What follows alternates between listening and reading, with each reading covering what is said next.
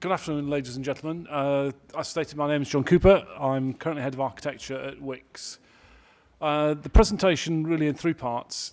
A small piece about myself, another piece about Wickes, and then a third piece around the digital transformation itself. So this is probably my fourth digital transformation. For my sins, I did the Tesco.com piece of work around about a £200 million three-phase program to rebuild Tesco.com, a completely different business model, a juggernaut of a program. It wrecked me. So did you indeed? Yeah. All right. It's your fault then. So I'd spent 8 years at Tesco, the last 3 years on .com, and it was just a nightmare. So at the end of those 3 years, I thought it's time to see whether I can do something else. So tramped off to Kingfisher, where I did their digital transformation program, so DIY.com. From there I went to BAT, I did their worldwide B2B rollout, and probably the most successful of the programs I've ever run. So I think it was 200 million for Tesco, 65 million for Kingfisher, and 10 million for the BAT piece of work. And that was by far and away the most successful in terms of what we intended to deliver, the timescales that we're delivering it in. And my take on that is you probably need to scope your programs down to get them to fit and to work properly. So I'm now at Wickes, and we're going through a major transformation program, and that will come up through the later part of this. So around Wickes then, Wickes are part of the Travis Perkins Group. Travis Perkins turn over about £6.5 billion a year. There are 25 companies in the Travis Perkins Group. We are about 1.5 billion, so about a quarter of their turnover. So quite a large player in the group itself. Wickes are predominantly, they're on two lines of business. There's the merchant part, so selling the building materials and tools, and the second half of it is the kitchens and bathrooms piece. The 5 on here is relevant in that there's a 5-year strategy going on to double the turnover. So they're heading up from 1 billion to 2 billion. They're about 2.5 years in and well on target to hit their targets.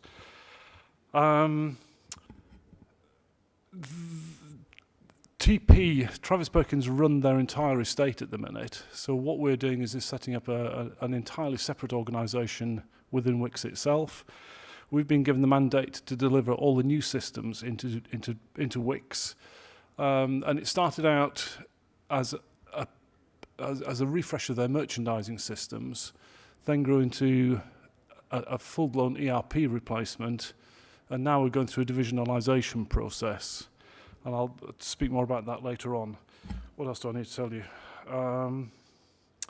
There's a huge number of other pieces of work going on in Wickes as well. So the digital transformation is only one piece. There's a major piece of store refit going on, which is having a huge impact as well.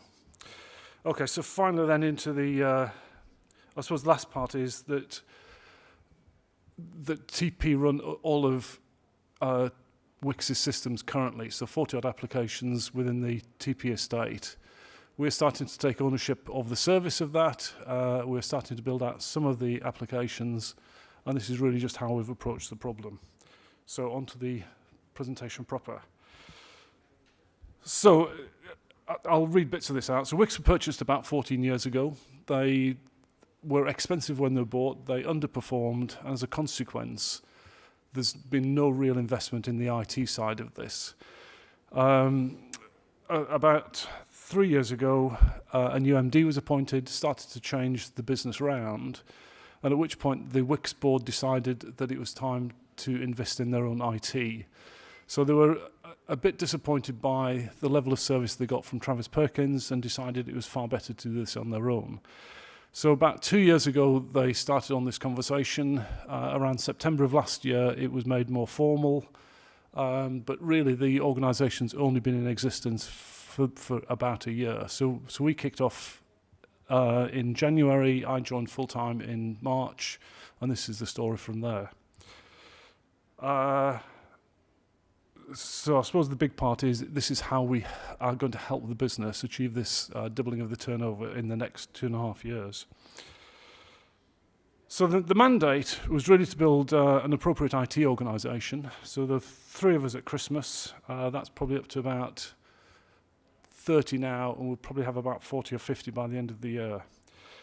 Our mandate is to take ownership of the new systems. The maintenance and run of the systems still lives with TP in the existing estate, so we just do the good bit. So this is the best job in the world in that I have no responsibility for the old systems. I just get to do the fun new part.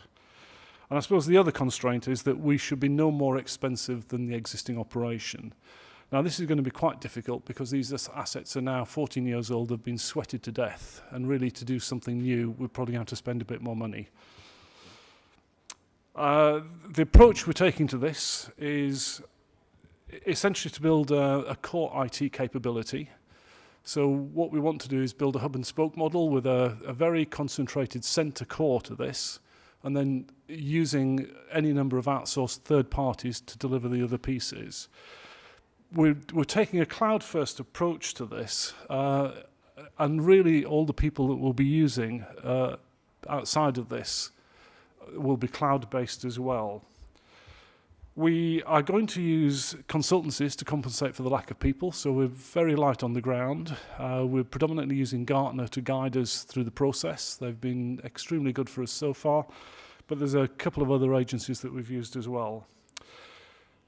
One of the things that we're trying to do is constrain what we do, so we're only doing what's necessary.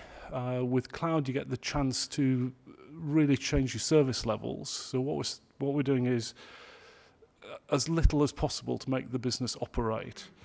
And the sort of phrase for this is modern basics, which is we want to build a set of applications which will run for the next 20 years, which will be forward-looking, but only do essentially what they have to do. So no bells and whistles at the minute, no frills, just to get the basics in. We do recognise that we can't predict the future, so I don't think anyone could have seen what was happening 10 years ago. We certainly can't see 10 years into the future. So we're essentially trying to build an adaptive model that would allow us to flex going forward. And the other thing is that we are essentially building this under service-oriented architecture using microservices. Now, I don't want to go into too much technical detail, but I'm happy to talk more through that if you need me to. So I've covered this previously, but we were 3 people in December, 10 people in March, 30 people in October, and probably up to about 40 or 50 now. We'd probably end up being 50 by the end of the year. And really, what we've done is 2 things. One is to build the IT department itself, and then build the capabilities in that as well. So it's been quite a tall order and quite a fun journey. The way we're organised is that there's a CIO, head of delivery, myself as head of architecture, there's a head of service, and at some point we'll probably appoint a head of e-commerce as well. So the top 3, the CIO, head of delivery, and the head of architecture were the 3 people there at Christmas. So what we were initially setting out to do were 4 phases of recovery. It was really to start to enable the business to do something proper. We kicked off with space planning as the most obvious place to go. We run JDA.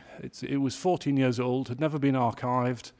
It was in a bit of a mess, really. So the first task was really to rebuild their merchandising systems. There were 3 of the phases, but that's all been blown out of the water by the more recent developments. So this is broadly the design brief. All of our systems run in the TP estate. What we needed to do was take the IKB application, which is the planogramming function, and move this into the JDA cloud. So this is us starting to exercise the model that we wanted to use. It's essentially, in design, it's really simple. We bring products and location out of the TP systems. We pass it through the Wickes estate, pass that into the JDA estate. Our people then create the ranges on the JDA estate and pass the data back again. We do a bit of work in the Wickes estate to create the non-ranged products, and this is one of the major parts of the business case, and we pass that back into the TP estate. So there's a bit of artery cutting going on inside the TP estate, and one of the major problems we have is now getting the test harnesses ready to test the data as it flows back in again. But from such a simple diagram, there's a huge amount of work that needs to be done. To facilitate this, there are 4 major pieces that we've had to put into place. So the first one is the AWS cloud itself. We've then laid on top of that WSO2 as our integration layer. We're then building services on top of WSO2, and in particular we're building an identity service. So the reason for doing this is that we get single sign-on out of the box, which then just helps the whole process easily. We currently have 3 places where we take customer data, one through Hybris for our B2C, another through Vision, which is our CRM for kitchens and bathrooms, and a third one in our B2B portal. So ultimately we'll bring these all into one place so we can do single sign-on across that board. So there's a fairly big hill to be climbed to get this thing up and running. So we probably didn't kick off the cloud piece until March. And this is what our cloud estate looks like. So we've had a number of revisions to this, and I'll just talk you through it. So the left-hand side is really the pattern that we use for all of the instances. There's quite a lot of technology you need to get your head around with AWS. They run in VPCs, virtual private data centers, and we've set up around 7 of these. So we have a production instance, a pre-prod instance, a multi-purpose test instance. So this is both SIT, UAT, OAT, whatever we want to throw into it. There's a dev instance, there's a sandbox, and then there's a logs area. There's also a shared services area where we run GitHub, Jenkins, and all our collaboration tools. So we've got things like Jira and Confluence sitting in there. And it's taken us a while to get to this. We've had several cracks at it, but we're sort of settling on this as the way to go forward. We currently have high availability in that we run across 2 zones. So the left-hand diagram demonstrates the 2 availability zones. We will, before we go live, have a DR capability, so we'll run across 2 regions. So we run across 2 of the 3 availability zones in Ireland, and ultimately we will run with a pilot light system in Germany as well. So where we get complete failure in the Irish region, we will then fire up the instances in Germany.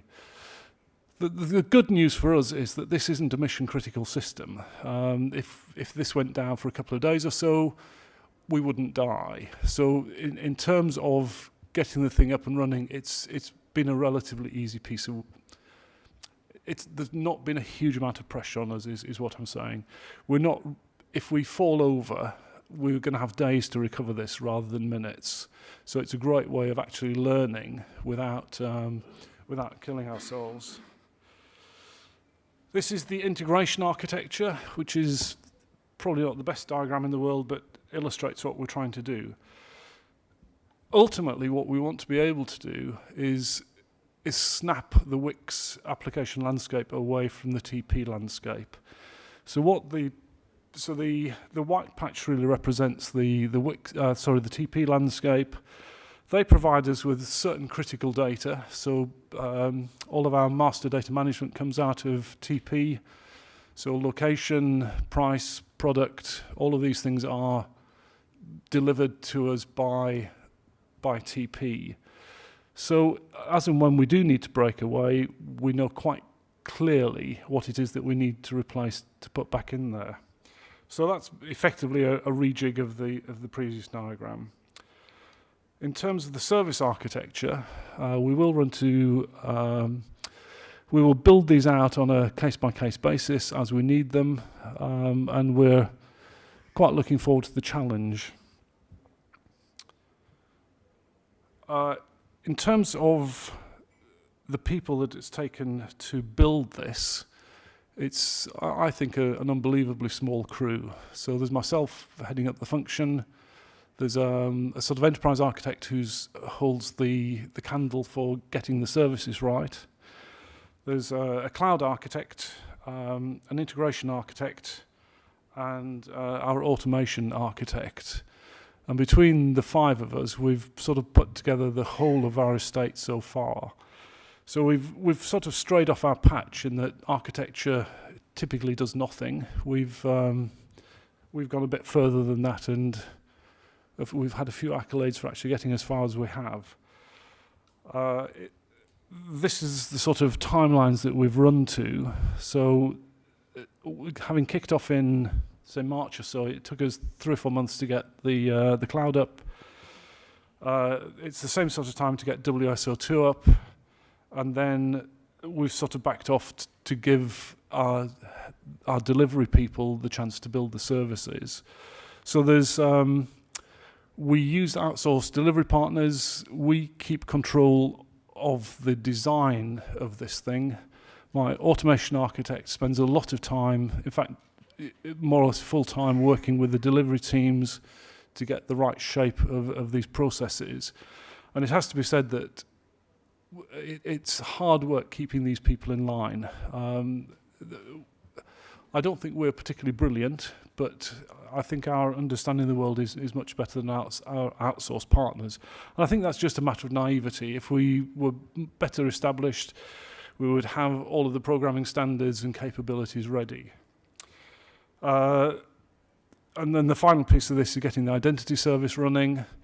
So what we are building here is that WSO2 has an identity service out of the box. We back that off against Google, which is backed off against Active Directory.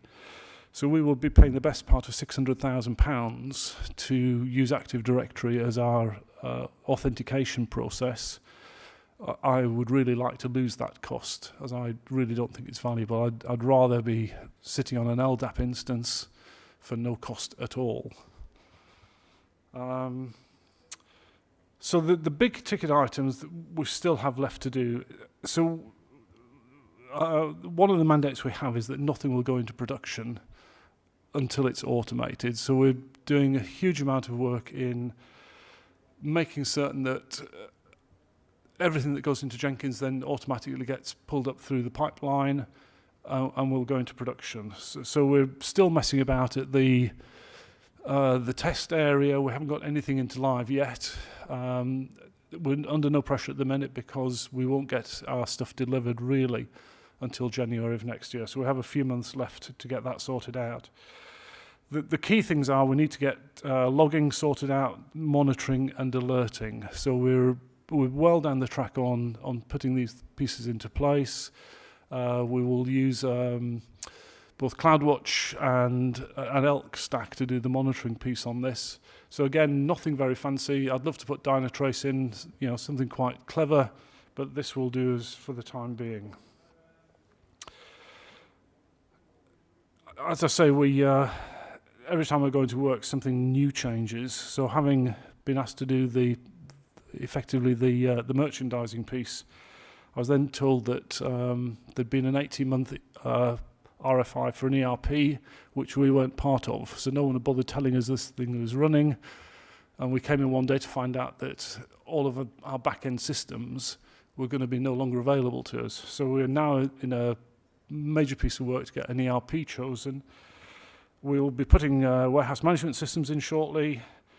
And then the next pieces that we really want to tackle are distributed order management, which is the holy grail for all retailers these days, and really getting our stock position right. So these are probably in the wrong order. We ought to be looking at stock first, getting our inventory position correct, because then we can start to use our in-store inventory to do deliveries from. So what we will build as part of this exercise is a capability whereby any store will be able to fulfill the order. We will use third-party logistics to gather these things together and deliver it to the customer. So what we're trying to do is build the most cost-effective way of assembling an order from any number of different points to make this available to the customer. We have massive problems at the minute in that we don't have a single basket. So we put the kitchens and bathrooms orders into one system, and we put the rest of it into another system. So one of the major pieces that we're doing is putting a new tilling system in. So we're using OneView Commerce as our tilling system, and we will use this to support a single basket. At the minute, we can put the carcasses into our kitchens and bathrooms piece, but we can't do things like paints, tiling, flooring.